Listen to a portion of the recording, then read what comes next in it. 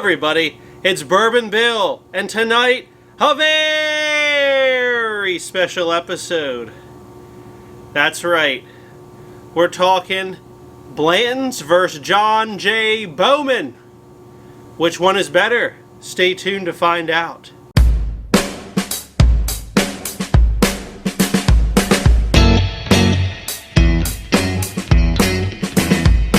I mean, I'm excited. As a certified Blanton's basher, we are here tonight to discuss the #1 alternative. You know, we see lots of videos, top 5 alternatives to Blanton's, you know, top 10, top 3. In my mind, there's only one. And it's John J Bowman Single Barrel. That's right. Now, it doesn't mean I won't make one of those videos in the future, but tonight we're going to drink Blanton's and John J Bowman blind back to back. Obviously, John J Bowman will come out on top most likely. And then we'll go over, you know, why it's better. But first, as always on this channel, let's take a look at the bottles. Alright, there it is, folks. The old horsey grenade. The classic Blanton's bottle. This one, for those aficionados, happens to be the old N. That's right. The old N here. I believe is the first N. Yeah, it's the first N too, not the N apostrophe. Alright, if you don't know, if you're not familiar with Blanton's, here's some $40 bourbon in a beautiful grenade decanter that they charge $65 for here in PA. $64.99 is the MSRP. 93 proof, so not going to hurt you, you know. Described by a lot of people as pretty smooth, some might say. It is a single barrel, so obviously every barrel varies, right? Now, there's a few fun facts that we are going to look here. Every Blanton's bottle comes with a dump date, which is very nice if you're looking to collect a certain memento from a certain date. Now, some fun words that I like to point out here are, it says, individually selected, comma, filtered. What? That's right. Regular old Blanton's is not non-chill filtered. That's right, they filter this. So you're not getting full flavor. That would be Blanton straight from the barrel, a different version, which is very hard to come by, we don't have here. Other than that, you know, they have a few fun things on here, like the original single barrel bourbon whiskey, which it is, some would say. And we do, now, they also say here, the finest bottle of whiskey ever produced, affording you extra flavor, I believe it says bouquet, and character.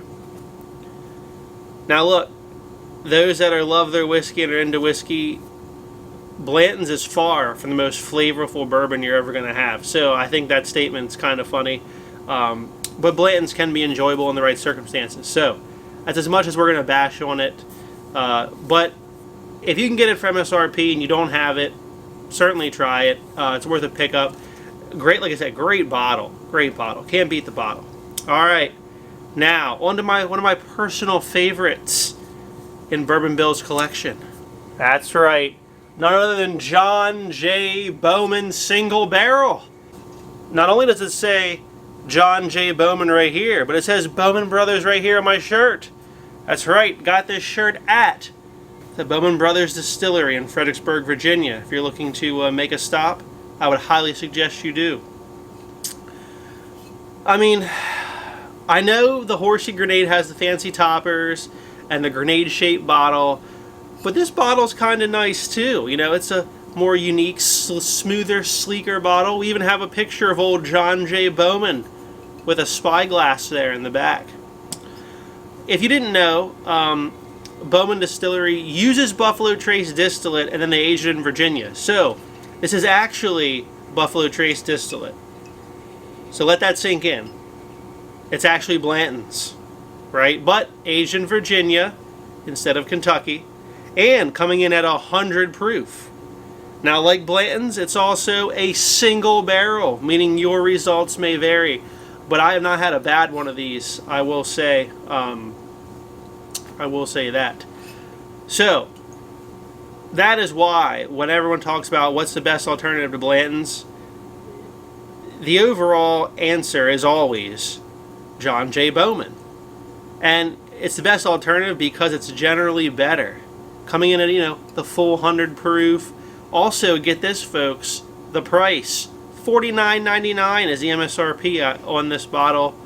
So it's less than Blanton's, more readily available. Not in PA, but any state besides PA. More readily available. And sometimes it's on sale for even less than 50 bucks. So this is a home run all around. Alright, let's get to tasting them and seeing if we can pick out which is which. Alright, first up tonight, the Blue Glencairn. Let's give it a swirl to get the flavors stirred up and coming out the top here. Alright, let's give it a sniff. It does smell good. Both of these are going to have just your general bourbon flavors of like vanilla, caramel, a little bit of oak. This one I almost get a little bit of a youth grain on it though. Right on the nose, but I do get the caramel, the vanilla, some oak. I get like maybe like a salted caramel scent on that. Let's take a sip. Kind of thin on the mouth. Also, I get the caramel, the vanilla, but kind of ends with like a little bit of a salted peanut note, perhaps, which is odd. Let's take one more sip. It's not bad. It's just a little thin. The flavors are there. They're not super pronounced. Like I said, it's just your general oak, vanilla, caramel. And this one has a, I don't know, it's almost like a funk, like a slight peanut taste to it. It's not necessarily off-putting, but also comes across a tad bit youthful, unfortunately. Some of those, just a little pop of a youthful note. It's not very overpowering, but let's grab the other one. Here we go, the Gold Glencairn. Let's give that a quick swirl. Now let's get our nose engaged on this one. Wow. Instantly smells a lot better. It's brighter overall. I get like the caramel, the oak, the vanilla. I'm also getting some hints of like apple, pear, maybe. There's some light fruit notes in addition to your general bourbon scents coming off of this. Very pleasant. Let's have a sip. A lot better than the Blue Glass. Those same general notes. Every flavor is more pronounced than the Blue Glass here. Finish is a little bit longer. Not super thick either, but it doesn't feel quite as watery as the Blue Glass. Let's take one more sip.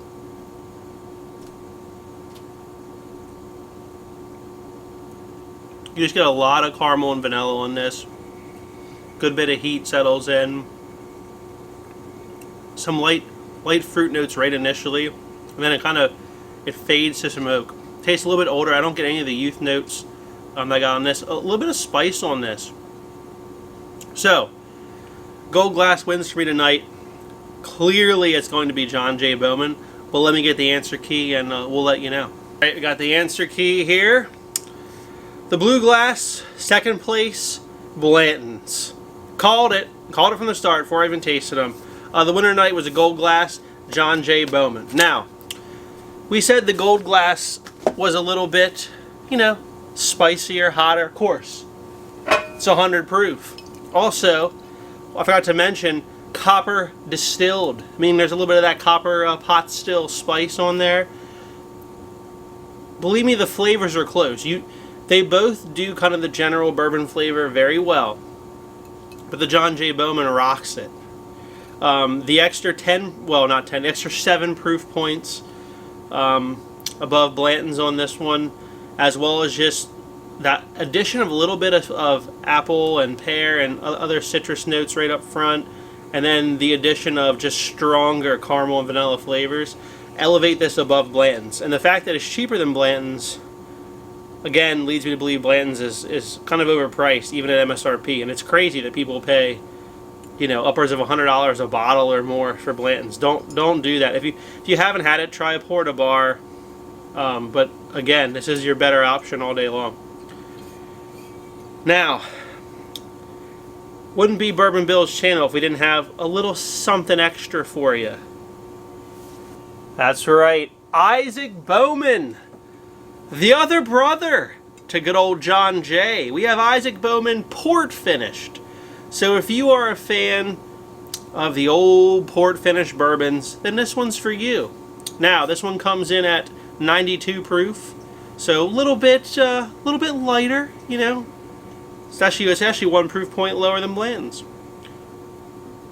Also copper distilled, also Buffalo Trace juice. Now, doesn't say on here or the John J Bowman bottle, but when I took the tour of the distillery, I believe this was aged for around 6 to 9 years, and then they age it like an additional like year or so in port, something like that. The John J Bowman is 9 to 12 years aged, so you're getting a fairly long aged bourbon on the John J Bowman as well. Blanton's, I believe, is around like 6 to 9 as well, but probably with how they've been cranking them suckers out, it might be on the younger side these days. I don't know for sure. So we'll just give you a quick tasting of this. If you're interested in the port, this is a good option. So let me grab a glass and pour it up. Alright. Put that back. Alright, so let's give the old port a sniff and a taste for you, a few tasting notes.